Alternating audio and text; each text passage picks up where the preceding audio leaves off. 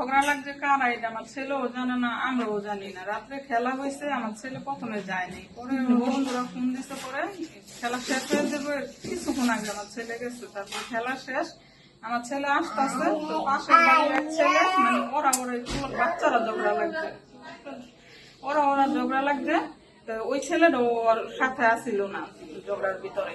ওই ছেলেটা আগে, আমার ছেলে পিছনে, মানে ওরা আসতেছে, বাসায় আইসা পড়বা 2 মিনিটের রাস্তা রয়েছে, এর ভিতরে ওরা 30-40 জন আপনার দৌড়াইয়া আইয়া বাচ্চা ছেলেটার মারতেছে। পরে আমার ছেলে আর কি ধরছে, ওরা বাঁচাইতে যাইতেছে, এর ভিতরে ওরে সবাই ইচ্ছা মতো মারছে। মারার পরে এদিকে ওর বাবা আবার শুনছে, শূন্য ওর বাবাও গেছে। এখন এই জায়গায় মনে করেন গেছে, পরে সবাই লাঠি দিয়ে বাইরে করে ওরা সবাই হয়ে গেছে।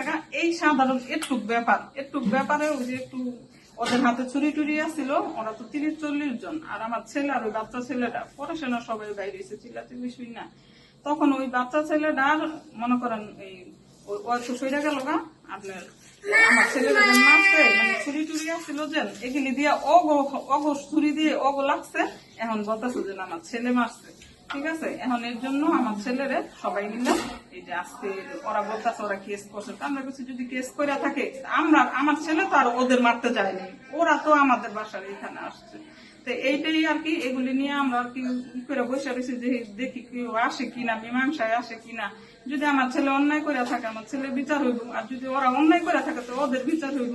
তো এগুলি নিয়ে যেরকম আমরা চুপ করে বসে রয়েছি, তো ওরা এই সন্ধ্যার সময় আপনি মনে করেন গেটের তালা তুলা ভাঙ্গা, মনে করেন আমরা সবাই ছাদে গেছি, ছাদে দিয়ে পলাই রয়েছি, এর ভিতরে আপনার মনে করেন টোস্ট মস্ত করে লেছি, 1-2 জন এসে 150-200 ছেলে, পুরো ওই গ্রুপটার মানে মা বাবা সহ মনে হয় সবাই এসে। এরকম অবস্থা, সাধারণ একটা ব্যাপার নিয়ে এরকম করতে পারে।